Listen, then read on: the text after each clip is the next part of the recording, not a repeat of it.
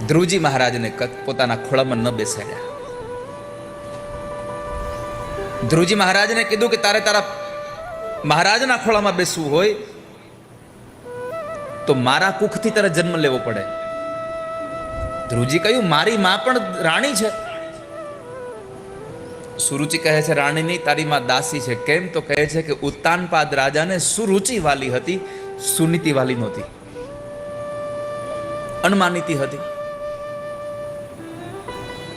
ધ્રુવજી મહારાજને કહે છે કે જંગલમાં જા, ભગવાનને ભજ, અને ભગવાન મળે તો કહેજે કે તને મારા પેટથી જન્મ આપે તો તું મહારાજના ખોળામાં બેસી શકે, નકર ન બેસી શકે. ધ્રુવજી મહારાજ રડતા રડતા ગયા એની મા પાસે. માએ આખી વાતને જાણી. હવે સાંભળજો વાલા ભક્તજનો, ધ્રુવજી જેવો દીકરો તૈયાર થાય એમાં સૌથી મોટો કોઈનો ફાળો હોય તો એ ધ્રુવની માનો હતો ફાળો. અત્યારે પણ ધ્રુવ હજી જન્મે, પણ જો માં સુનીતિ મળે તો. રામ હજી પણ જન્મવા તૈયાર છે, પણ માં કૌશલ્યા મળે તો. ભગવાન કૃષ્ણ હજી પણ આ સંસારમાં આવવા માટે તૈયાર છે, પણ માં દેવકી મળે તો. કોઈ દેવકી તો થાવ. શિવાજી જેવા બાળકને જીજાબાઈ જેવી માં હોય તો જ જન્મ આપી શકે. તો ધ્રુવજી મહારાજની બધી વાત જાણી દીધી અને પછી પહેલી વહેલી વાત એ જ કરી દીકરાને કે બેટા, ક્યાં ખોટું કીધું છે કાંઈ? જંગલમાં જઈને ભગવાનને ભજવાની વાત કરી છે ને આપણા સાચા પિતા તો ભગવાન જ છે ને.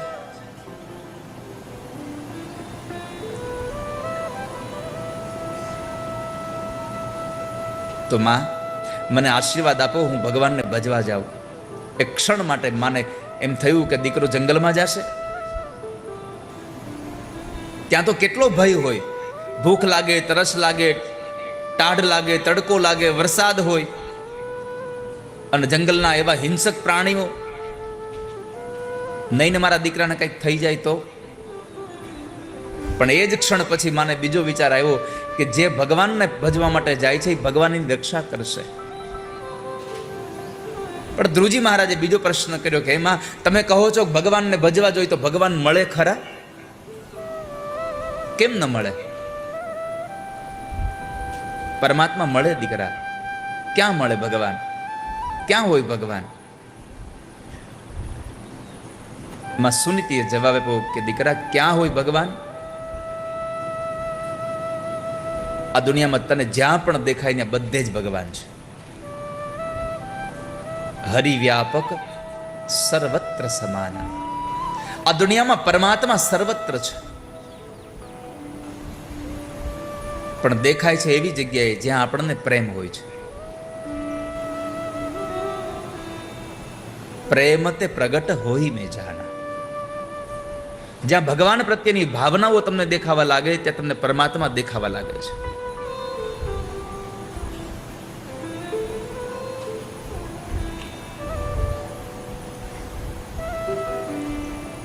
ધ્રુવજી મહારાજે આશીર્વાદ લઈ અને જંગલમાં જવાનો નિર્ણય કર્યો. પણ માં સુનીતિએ કહ્યું કે દીકરા, પેલા વડીલોના વંદન કરવા જોઈએ, વડીલોના આશીર્વાદ લેવા જોઈએ સારા કામ માટે. તમારા પિતાજીને અને મહારાણીને પગે લાગતા જાજો. આ કથામાં બે સંદેશો આપ્યો છે. કોઈ પણ સારા કામ માટે જાઓ ત્યારે વડીલોના આશીર્વાદ લઈને પછી જવા જોઈએ. બીજો સંદેશો કે ધ્રુવજીના મનમાં એની અપરમાં પ્રત્યેક એટલી બધો કટુભાવ હતો, એટલો બધો દ્વેષ ભાવ હતો, અને જો આ દ્વેષ ભાવ સાથે એ ભગવાનને ભજવા જાય તો એનું કાર્ય સફળ ન થાય. એટલે પેલા એના મનમાંથી એના પ્રત્યેનો દ્વેષ ભાવ મિટાવી દેવડાવ્યો, એને પગે લગાડ્યા, આશીર્વાદ લેવડાવ્યા, એટલે દ્વેષ ભાવ ઓછો થયો અને પછી સારા કામ માટે ગયા. ધ્રુવજી મહારાજ ઘરેથી નીકળ્યા, જંગલના માર્ગે ગયા. તો જંગલના માર્ગની અંદર સૌથી પહેલા નારદ મળ્યા. નારદને પ્રણામ કર્યા તો બહુ ગમ્યું છે નારદને. અને આમ પણ આ દુનિયાનો નિયમ છે, નમે એ સૌને ગમે. તો વંદન કર્યા એટલે ગમ્યા. એટલે નારદે પૂછ્યું કે બાળક આમ જંગલમાં ક્યાં જાય છે? તો કે જંગલમાં જાઉં છું. કેમ? ભગવાનને ભજવા. નારદજીના કાન ચમકી ગયા કે આટલો નાનો છોકરો ભગવાનને ભજવા? 5 વર્ષની ઉંમર છે ધ્રુવજી મહારાજની અને એ ભગવાનને ભજવા જાય છે. કસોટીનો એક પ્રશ્ન કર્યો કે તને લાગે છે ભગવાન મળશે તને જંગલમાં? 5 વર્ષનો ધ્રુવ એની માતાના આપેલા સંસ્કારના સહારે એક શબ્દ બોલે છે કે મહારાજ મને ભગવાન મળશે એનો મને ભરોસો છે. કેમ? તો કહે છે ઘરેથી નીકળતાની સાથે તમારા જેવા સદગુરુના દર્શન થયા ને એટલે ભગવાન મળ્યા વગર ન રહે. હવે એક ગુરુ મળી જાય તો પરમાત્મા સુધી પહોંચાડી દે. મિલે એક એસા સંત ફકીર જો પહોંચા દે ભવ નદિયા કે તીર. મિલે એક એસા સંત ફકીર, એક સાધુ મળી જાય તો ભવસાગરમાંથી પાર થઈ જાય. નારદજીને બહુ ગમ્યું. દ્વાદક્ષરી મંત્ર આપ્યો, ઓમ નમો ભગવતે વાસુદેવાય. લે બાળક, આ મંત્રનો જપ કરજે, પણ વિરક્ત બનીને જપ કરજે. કોઈ અપેક્ષા માટે ભગવાનને પસંદ ન કરતો, બસ પ્રભુ રાજી થાય એટલા માટે ભગવાનને ભજજે. ભલે મહારાજ. ધ્રુવજી મહારાજ જંગલમાં ગયા, મધુવનમાં, અને દેવર્ષિ નારદ ઉત્તાનપાદ રાજા પાસે આવીને કીધું કે રાજા, જંગલમાં જવાનો સમય તારો થયો તો અને ગયો તારો દીકરો. હવે આ સુરુચિને લાડ લડાવવાનું બંધ કરો, સુનીતિને વાલી બનાવી અને ભગવાનનું સ્મરણ કરો. ઉત્તાનપાદ કહે છે કે મહારાજ, મારો દીકરો પાછો આવી જશે ને તો એને રાજ્ય સોંપી દે ને હું વયો જઈશ. તમારો દીકરો પાછો આવશે. આ બાજુ ધ્રુવજી મહારાજ મધુવનમાં ભગવાનનું ભજન કરે, ઓમ નમો ભગવતે વાસુદેવાયનો જપ કરે. અને એ જપ કરતા કરતા કરતા એક અવસ્થા એવી આવી કે એણે ખાવા પીવાનું છોડી દીધું, શ્વાસ લેવાનું બંધ કરી દીધું. અને એ સમયે ઇન્દ્રને જ્યારે ચિંતા થઈ કે કોઈ કે આ પોતાના નાક બંધ કરી નારાયણને પ્રસન્ન કરે છે ને હમણાં ઇન્દ્રાસન માગી લે તો મારું ઇન્દ્રાસન જતું હશે. એટલે ઇન્દ્ર ભગવાન નારાયણ પાસે આવીને નારાયણને કીધું, પ્રભુ આ કોણ છે? અમને બચાવો જલ્દી આનાથી. તો એવા સમયે ભગવાન નારાયણે ઇન્દ્રને કહ્યું, તમે ચિંતા ન કરો, આ તો મારા ભક્તએ એક પોતાના નાક બંધ કર્યા છે એટલે આખું જગત ગુંગળાયું છે. હું હમણાં એના દર્શન કરવા જાઉં છું અને એને તમને બધાને આ પીડામાંથી મુક્ત કરું છું. ભગવાન ચતુર્ભુજ રૂપ લઈ અને મધુવનમાં જે જગ્યાએ ધ્રુવજી મહારાજ ભગવાનનું ભજન કરતા હતા ત્યાં આગળ આવ્યા છે. ત્યાં આગળ આવી જુએ છે તો ધ્રુવની આંખો બંધ હતી, એટલે હૃદયમાં દર્શન આપ્યા. અને એ હૃદયમાં જે દર્શન આપ્યા એ રૂપ અંતર્ધાન કર્યું. એટલે ધ્રુવજી અકળાઈ ગયા, ક્યાં ગયા ભગવાન? આવું બોલતા બોલતા આંખ ખોલી તો જે ભગવાનના દર્શન બંધ આંખે કર્યા હતા એ જ ભગવાન ચતુર્ભુજ નારાયણ સામે ગરુડ પર બિરાજમાન થઈને ઠાકોરજી બેઠા છે. 5 વર્ષના ધ્રુવને 6 મહિનામાં ભગવાન મળી ગયા છે. પરમાત્માને મેળવવા બહુ અઘરું નથી, પણ એ પરમાત્માને મેળવવા કઈ રીતે એ જાણવું થોડુંક અઘરું છે. ખાલી પરમાત્માને મેળવવા માટે તમારું સમર્પણ જોઈએ. પ્રભુને પામવા માટે થઈને તમારી ભક્તિ જોઈએ, તમારો નિર્દોષ ભાવ જોઈએ, તો પ્રભુ પ્રાપ્ત થાય.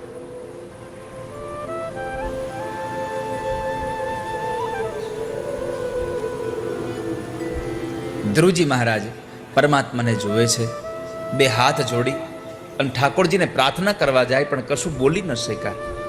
ભગવાન જાણી ગયા કે ધ્રુવને કશું બોલવું છે પણ બોલી નથી શકતો. એટલે પરમાત્માએ એનું એક જ્ઞાનનું પ્રતીક, વિદ્યાનું પ્રતીક શંખ એના ગાલમાં સ્પર્શ કરાવ્યો અને 5 વર્ષનો ધ્રુવ ભગવાનની પ્રાર્થના કરે, ભગવાનને સ્તુતિ કરે.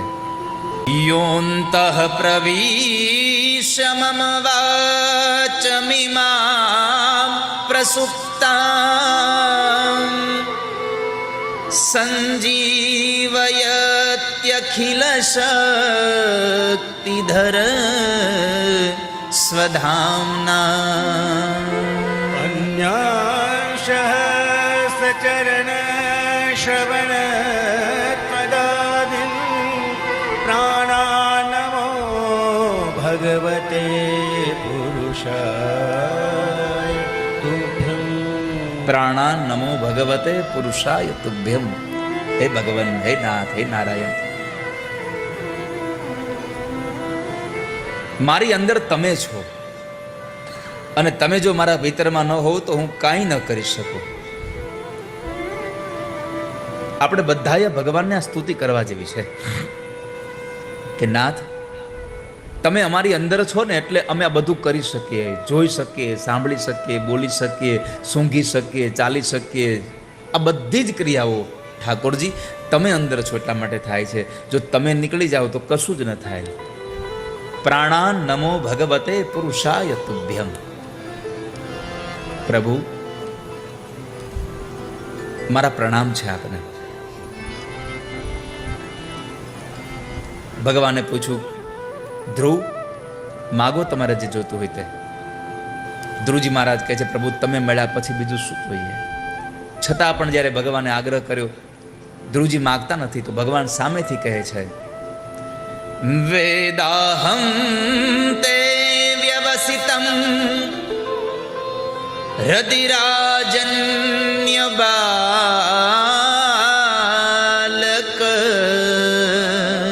તત્પ્રયચ્છામિ ભદ્રં તે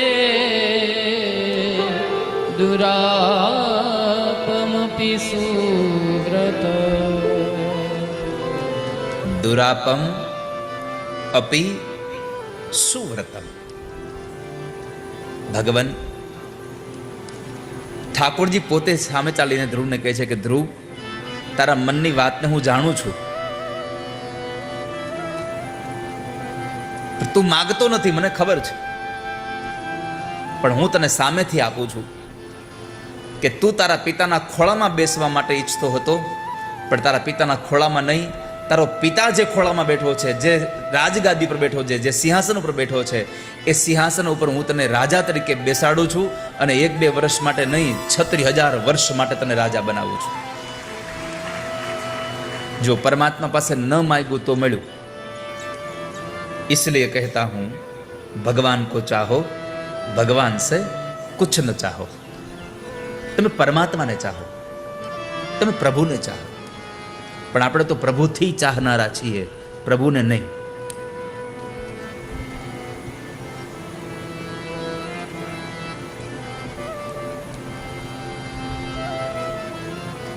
બીજું વરદાન આપ્યું, તારા મૃત્યુના સમયે મારું દિવ્ય વિમાન તને લેવા આવશે. ન માગ્યું તો ત્રીજું વરદાન ભગવાને સામે આલીને કીધું, આકાશમાં તને અવિચલ પદ આપું છું. અને ચોથું લટકાનું એક વચન આપ્યું કે અવિચલ પદ આપ્યા પછી ધ્રુવ સપ્તર્ષિઓ તારી પરિક્રમા કરશે. જા, આકાશમાં ધ્રુવનો તારો છે, ખબર છે? અવિચલ પદ એને મળે જે લોકોને સાચી દિશા બતાવે. દરિયામાં લોકો જ્યારે આમ આમ ભૂલાઈ જાય કઈ દિશા છે, પછી રાત્રિના સમયે આકાશમાં નજર કરે અને ધ્રુવનો તારો દેખાઈ જાય એટલે ખબર પડે કે ઉત્તર દિશા આ બાજુ આવી. કેટલા લોકોએ ધ્રુવનો તારો જોયો છે? હાથ ઊંચો કરો, જેને જેને ધ્રુવનો તારો જોયો હોય. બસ હવે તમને એક વાત બતાવું, મહાપુરુષોના કહેવા અનુસાર જે માણસને ધ્રુવનો તારો દેખાતો બંધ થાય એને સમજવું 6 મહિનામાં આપણું નજીક છે. હા, જેને ધ્રુવનો તારો દેખાતો બંધ થાય એનું મૃત્યુ નજીક હોય. હવે આજ સાંજે થાળી પછી પકડશે, ડીશ પછી, અત્યારે નહીં. જેવા કથા મંડપની બહાર જાય એટલે સીધો આમ જો, અમુકને તો નહીં જડે હોય તો કે જોર્યો સામે, કારણ કે મરવું જ નથી કોઈને.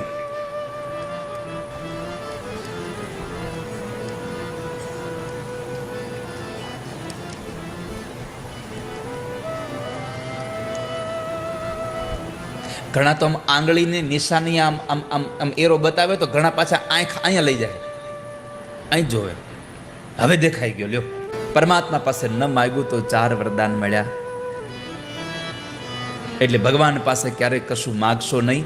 પરમાત્માને ખબર જ છે કે તારે કેટલું જોઈએ છે, અને ઠાકોરજીને ખબર છે કે તું કેટલું પચાવી શકીશ, એટલું તને આપશે ભગવાન.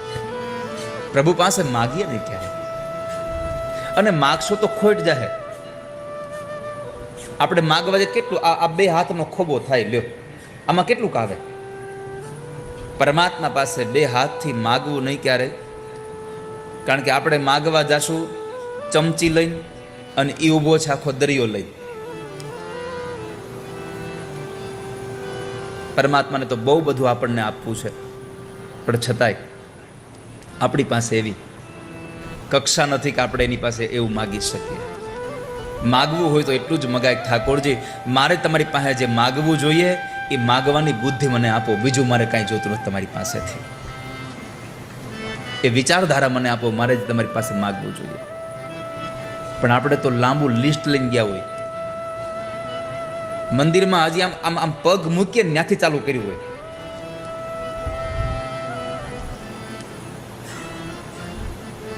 ઘણા તો આંખો બંધ કરીને ચાલુ કરે, કારણ કે એવું મેં સાંભળ્યું છે, આંખું બંધ કરે એટલે યાદ બહુ આવે બધું. હવે ત્યાં લખીને તો ન જવાય, લિસ્ટ લઈને તો ન જવાય, ત્યાં ઊભા એવું તો ન કહેવાય ભગવાન મારા છોકરાને સારો ધંધો આપજો, મારી છોકરીને સારો ઘરવાળો આપજો, મારા ઘરવાળાને સારું સ્વાસ્થ્ય આપજો, એને થોડો ક્રોધમાં શાંત કરજો. ઘણા બહેનો અમે પધરામણી જઈએ ને તો ઘણા કહેતા હોય કે દાદા આ છોકરાના પપ્પા પર હાથ મૂકો ને. કેમ? એ જઈ હોય તો નકરો ક્રોધ જ કરતા હોય, જઈ હોય તો નકરા આમ તમે જુઓ તો અગ્નિની જેમ બળતા જ હોય.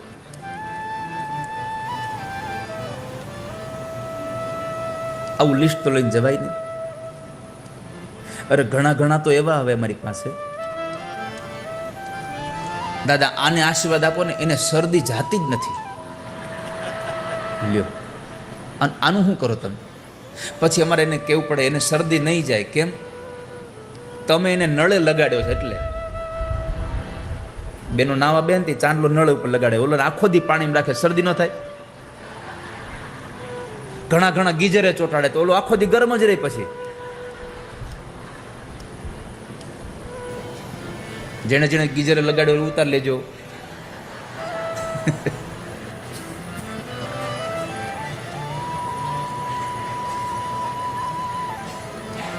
ધ્રુવજી મહારાજે 4 વરદાન મેળવી અને પાછા આવ્યા, પણ માર્ગની અંદર મન કચવાયું છે.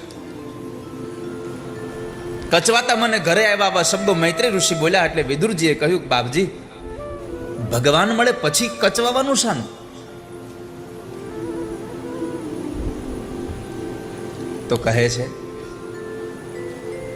કે ધ્રુવજીના મનમાં કચવાટ એ વાતનો થયો કે ભગવાન મળ્યા, મારે માગવું જોઈતું હતું મુક્તિ અને મારાથી મગાઈ ગયું બંધન. પરમાત્મા પાસે હંમેશા મુક્તિ માગો. પરમાત્મા પાસે માગવું હોય તો હંમેશા માટે બસ ઠાકોરજી તમારું ધામ મળે, તમારી હારે રહેવા મળે એવી કૃપા કરો.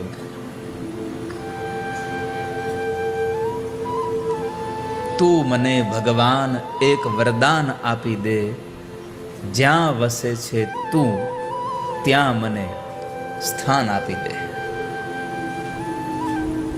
પરમાત્મા પાસે માગીએ, પ્રભુ તમારું સ્થાન મળે.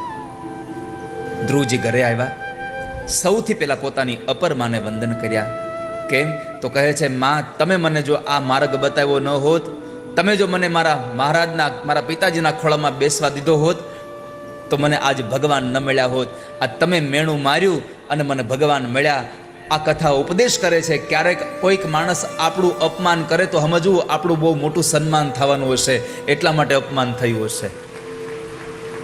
માણસ હંમેશા બધી જગ્યાએથી કંઈક સારું વિચાર લઈને લે.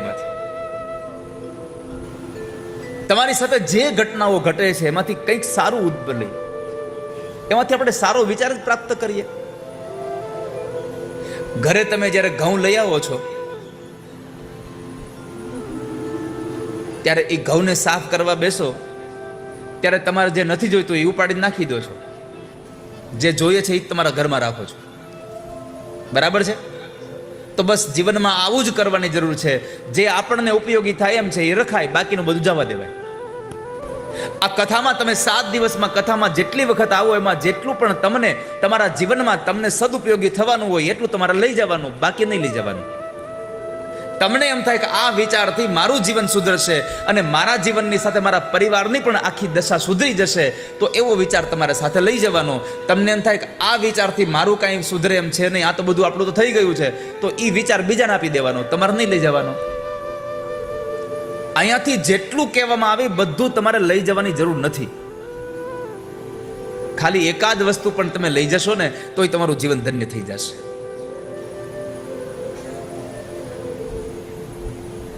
પણ ઉપાધિ એ થાય છે જે તમારા માટે નથી હોતું એ તમે લઈ જાઓ છો. જે તમારું નથી હોતું એ તમે લઈ જાઓ છો.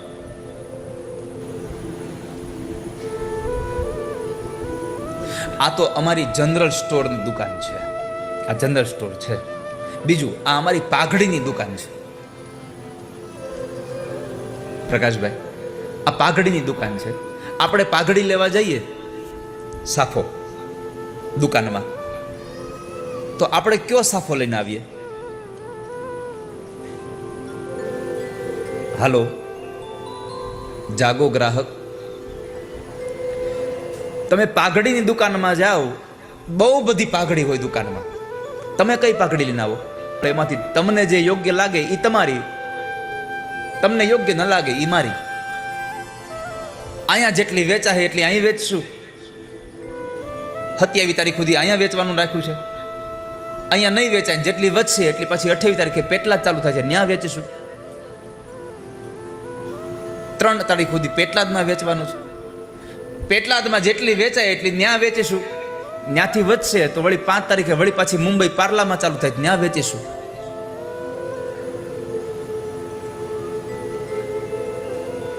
અમારે તો ગમે ત્યાં હાટડી નાખવાની છે.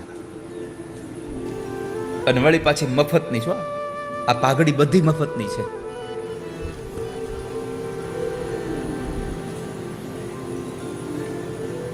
બહાર જઈને દુકાન ગોતતા નહીં પાઘડી નહીં. હમણાં કહેતા હતા ક્યાંક મફત મળે છે, હાલો હમણાં છોકરાને લગ્ન આવે લેતા જાય. હું તો અહીંયાથી જે શબ્દો નીકળે છે એની પાઘડીની વાત કરું છું. જે કથા કરી રહ્યો છું એની વાત કરું તમને, કે અહીંયાથી બધી જ કથાઓ નીકળે, એમાંથી તમારા માથામાં જે તમને થાય એ તમારી, બાકી બધી અમારી. તમારું જીવન સુધારે એ તમારી. એટલું 100% કહીએ છીએ કે અહીંયાથી તમે જે લઈને જશો ને એ તમારું જીવન ધન્ય બનાવશે, તમારું જીવન બરબાદ નહીં કરે.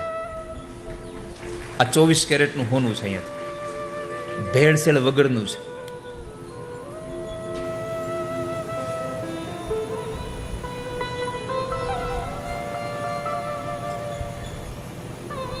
ધ્રુવજી મહારાજે પોતાની માને કહ્યું, માં, ધન્ય થયો કે તમે આજે મને મેણું માર્યું, નકર મને આજે ભગવાન ન મળ્યા હોત.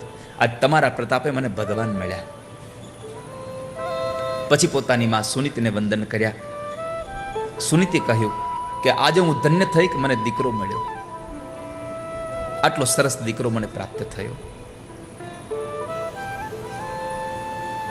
ત્યારબાદ ઉત્તાનપાદ રાજા પોતાની પત્ની સુનીતિને સાથે લઈ અને ભગવાનના ભજન માટે જતા રહ્યા. આ બાજુ ધ્રુવજી મહારાજે રાજ્ય કર્યું. શિશુમાર પ્રજાપતિની ભ્રમી નામની કન્યા સાથે ધ્રુવજી મહારાજના લગ્ન થયા. એમને ત્યાં દીકરાઓ થયા. પોતે ભગવાનમય બનીને રાજ્ય કર્યું એટલે પ્રજા પણ ભગવાનમય બની. કારણ કે જેવો રાજા હોય એવી પ્રજા બને. યથા રાજા તથા પ્રજા. તો એવો જ બધા પ્રજાને પણ ભગવાનમય બનાવી અને અંતે પોતે નિવૃત્તિના કાળમાં દીકરાઓને રાજગાદી સોંપી દઈ અને ઋષિકેશમાં સ્વર્ગાશ્રમની અંદર માં ગંગાના કિનારે જઈ ભગવાનનું ભજન કર્યું.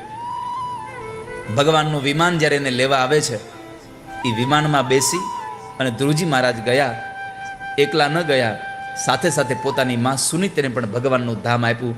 ભાગવત કથામાં એમ લખ્યું છે કે જે પરિવારમાં ભગવાનનો ભક્ત જન્મે એના પિતૃઓને ભગવાનનું ધામ મળી જાય છે. તમારા ઘરમાં ભગવાનનો કોઈ ભક્ત હોય તો સમજવું આપણા પિતૃઓ ભગવાનના ધામમાં બેઠા છે. ધ્રુવજી મહારાજના માતુશ્રીને પણ ભગવાનના દૂતો વિમાનમાં બેસાડીને ભગવાનના ધામમાં લઈ જતા હતા. આ ધ્રુવની કથા આપણને સંદેશાઓ આપે છે કે ભગવાનને ભજવા માટે કોઈ ઉંમરની આવશ્યકતા નથી. 5 વર્ષના હતા ધ્રુવજી, તોય ભગવાનને ભજવા ગયા હતા. અને પરમાત્માને ભજશો તો ભગવાન તમારી ઈચ્છા સંપન્ન કર્યા વગર નહીં રહી શકે. પ્રભુને તમે ભજો તો પ્રભુ તમારું બધી જ ઈચ્છિત સંપન્ન કરશે.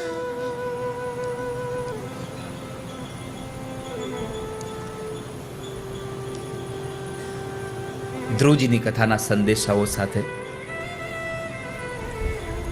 ત્યારબાદ પૃથુ ચરિત્રની કથા છે.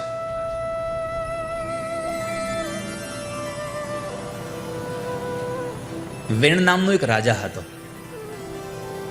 પણ વિચારથી અસુર હતો.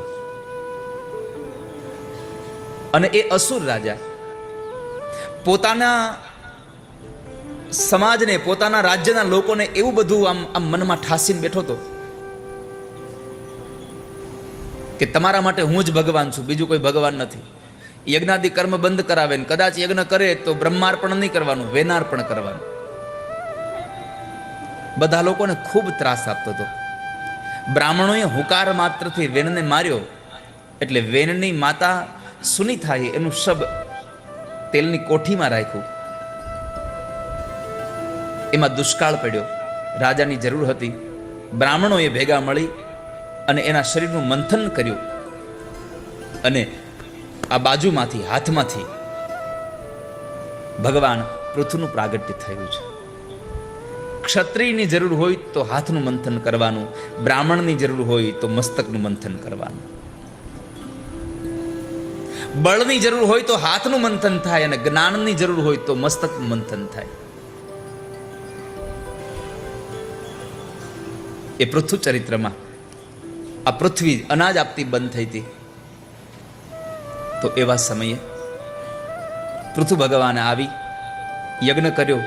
યજ્ઞ દ્વારા વરસાદ આવ્યો, વરસાદ દ્વારા અનાજ પાક્યું અને અનાજ દ્વારા આ સજીવ સૃષ્ટિ ફરી પાછી જીવંત બની છે. યજ્ઞથી વરસાદ, વરસાદથી અનાજ, અનાજથી આપણું શરીર. આ કૃષિની પદ્ધતિ પૃથુ ભગવાન લાવ્યા છે.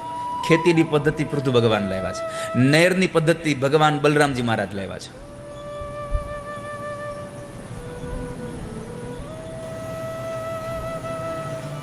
પૃથુ ચરિત્રની કથામાં આ પૃથ્વીનું દોહન કરી અને સૌને જીવનદાન આપ્યું એ કથા બતાવી. મોક્ષ પ્રકરણની કથા છે, પુરંજનની કથા.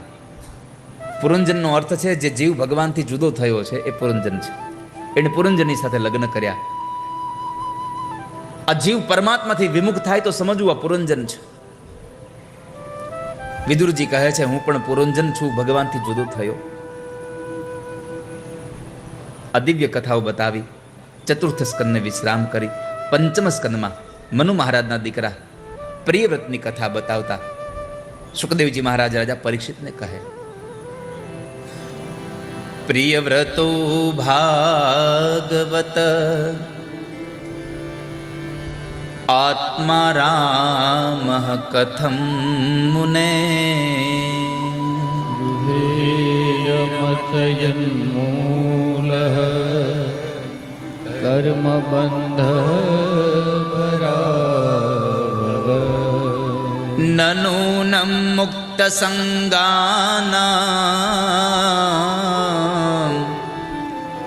તાદ્રશાનામ દ્વિજર્ષભ ગૃહેષ્વભિનિવેશોऽયં પુંસા ભવિતુમર્હસि. પ્રિયવ્રત મહારાજ આત્મારામ પુરુષ હતા રાજા. એને ગ્રહસ્થી બન્યા, એને ત્યાં દીકરાઓ હતા, એને ત્યાં દીકરી હતા. પરીક્ષિતે કહ્યું, બાપજી ઉભા રહો તો. તમે એક તો એમ કહો છો કે આત્મારામ પુરુષ હતા અને એ ગ્રહસ્થી હતા. આ આત્મારામ પુરુષ લગ્ન પણ કરે? મને સંશય છે. સંશયોયમ મહાન બ્રહ્મન દારાગાર સુતાદિષુ તત્તસ્ય યત સિદ્ધિરભૂત કૃષ્ણે ચ મતિરચ્યુતા. બાપજી મને બતાવી છે કે આ આત્મારામ પુરુષ લગ્ન કરે, એ ગ્રહસ્થાશ્રમમાં બંધનમાં જાય.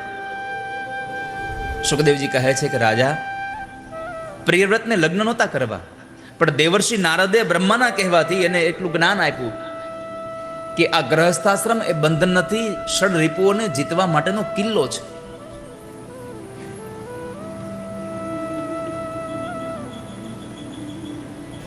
સંસારમાં બંધન જ ન હોય. સંસારમાં રહેવું એ બંધન નથી વાલા ભક્તજનો, પણ સંસાર તમારામાં રહેવા માંડે એ બંધન છે.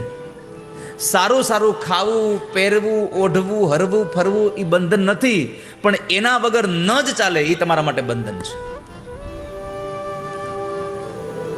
ઘણા જુઓ કેવી ટેવ પડી ગ્રહસ્થાશ્રમમાં. મને મારું ઓશીકું ન હોય તો નીંદર ન આવે,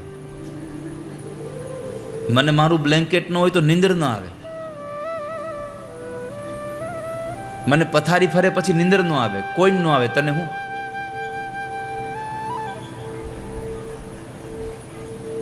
પથારી ફરે પછી કોઈ નીંદર આવે? સમજો તો ખરા.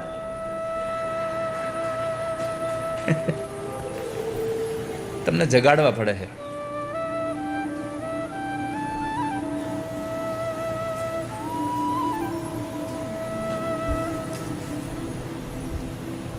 સંસારમાં રહેવું એ બંધન નથી, સંસાર તમારામાં રહેવા માંડે એ બંધન છે. મને આના વગર ન ચાલે એ બંધન છે. જીવનમાં સુખી થવું હોય તો એક મંત્ર બનાવી લ્યો, ચાલશે, ફાવશે ને ગમશે. આ સૂત્ર તમારું મંત્ર બની જાય તો પછી જીવનમાં ક્યારેય તમે દુઃખી ન થાવ.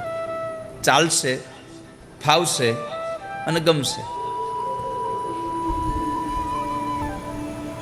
બધું જે હોય તે ચાલે બસ.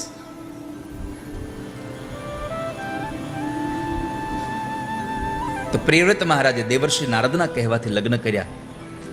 વિશ્વકર્માની દીકરી બરહસ્પતિ સાથે લગ્ન કર્યા. એમને ત્યાં 10 દીકરાઓ થયા. 3 દીકરાઓ વિરક્ત બન્યા. 7 દીકરાઓને એક દીપનું રાજ્ય આપ્યું છે. એમાં જંબુદ્વીપના રાજા પ્રિયવ્રતના પુત્ર આગૃધ્ર થયા. એને ત્યાં પૂર્વચિતી નામની અપ્સરાથી નાભી નામનો દીકરો થયો. એ નાભીએ મેરુની પુત્રી મેરુ દેવી સાથે લગ્ન કર્યા અને યજ્ઞ દ્વારા ભગવાનનું યજન કરતા કરતા પરમાત્માને રાજી કર્યા. તો એમને ત્યાં સ્વયં પરમાત્માના અંશાવતાર ભગવાન પોતે એના ત્યાં દીકરા બનીને આવ્યા છે, એ ઋષભદેવજી મહારાજ. જો આપણો આ ગ્રંથ કેટલા સંપ્રદાયોને હારે લઈને ચાલે છે. કઈ જુદું છે જ નહીં હો. આ તો ડાળીઓ ખાલી જુદી થઈ છે, બાકી થડ તો હંમેશા વૃક્ષનું એક જ હોય. અને આ સંસારમાં ગમે તેટલા સંપ્રદાયો નીકળશે, પણ થડ તો હંમેશા સનાતનનું જ રહેવાનું. આ યાદ રાખજો, સનાતનનું જ થડ છે ને એમાંથી બધી ડાળીઓ ફૂટી છે. જે ડાળીઓને સનાતનના થડમાંથી પોષણ મેળવતા ન આવડે, કોઈ દી કોઈ આપણે ડાળીએ પાણી પીવડવા ગયા નહીં. આપણે તો થડમાં પાણી રેડીએ એટલે બધી જ ડાળીઓ વિકસિત થઈ જાય છે. પણ જે ડાળીઓને એના થડમાંથી પોષણ મેળવતા નથી આવડતું એ હુકાઈ જાય છે. જે ડાળીએ સનાતનના થડનો જેને આશ્રય છોડ્યો, સમજવાનું એ સંપ્રદાયની ડાળી ધીમે ધીમે સુકાઈ જવાની, એને ફળ નહીં લાગે. પછી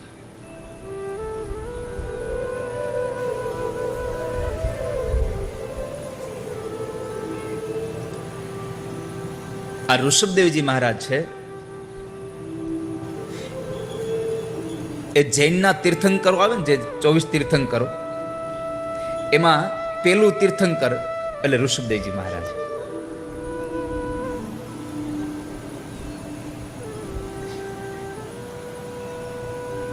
નિવૃત્તિના માર્ગને બતાવવા માટે થઈને આવ્યા છે, જ્ઞાનના માર્ગને બતાવવા માટે થઈને આવ્યા છે, સાંખ્યના માર્ગને બતાવવા માટે થઈને આવ્યા છે.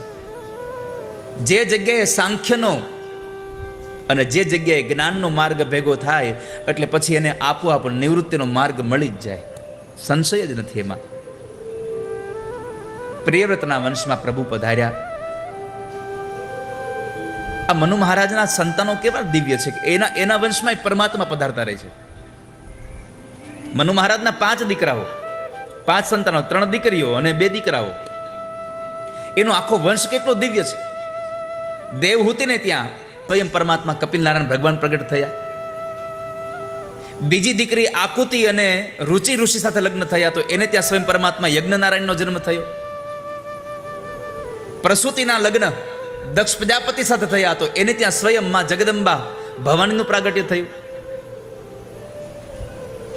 ઉત્તાનપાદના વંશમાં ધ્રુવજી મહારાજનું પ્રાગટ્ય થયું. એ ધ્રુવના વંશમાં આગળ જતા ભગવાન પૃથુનું પ્રાગટ્ય થયું. અને અહીંયા પ્રિયવ્રતના વંશમાં સ્વયં પરમાત્મા ભગવાન ઋષભદેવજી મહારાજનું પ્રાગટ્ય થયું. મનુના 5 સંતાનોનું દાંપત્ય જીવન સુંદર ગયું છે. આ ઋષભદેવજી મહારાજને ઇન્દ્રની દીકરી જયંતી સાથે લગ્ન થયા અને એને ત્યાં 100 દીકરાઓ થયા. પણ જ્યારે ઋષભદેવજી મહારાજને નિવૃત્તિનો સમય આવ્યો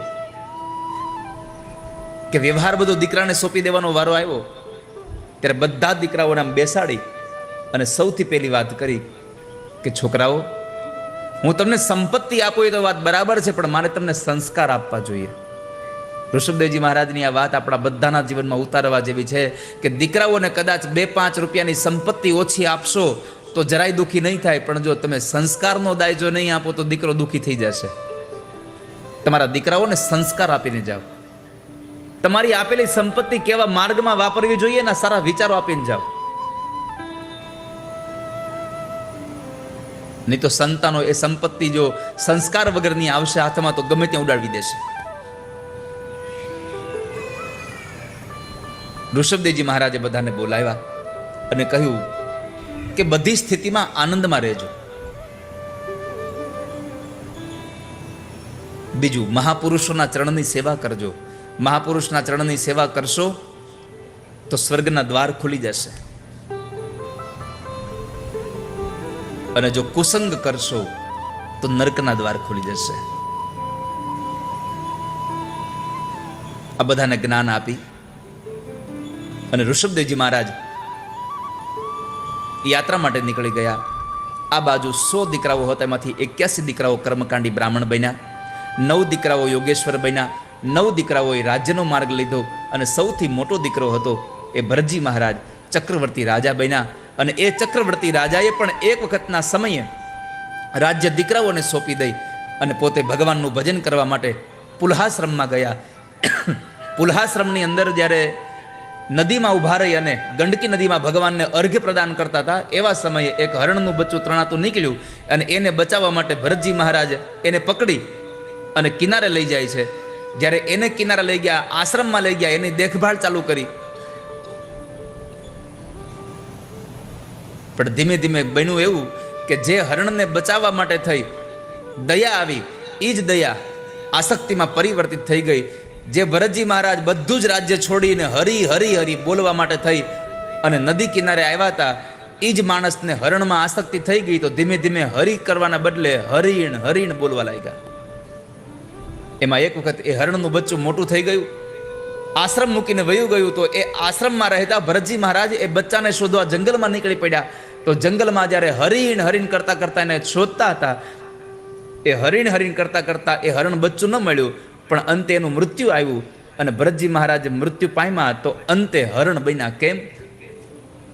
જે વસ્તુને યાદ કરતા કરતા તમે મૃત્યુ પામો એ વસ્તુ તમે બનીને આવો આ સંસારમાં. અંતે યામતી સા ગતિ.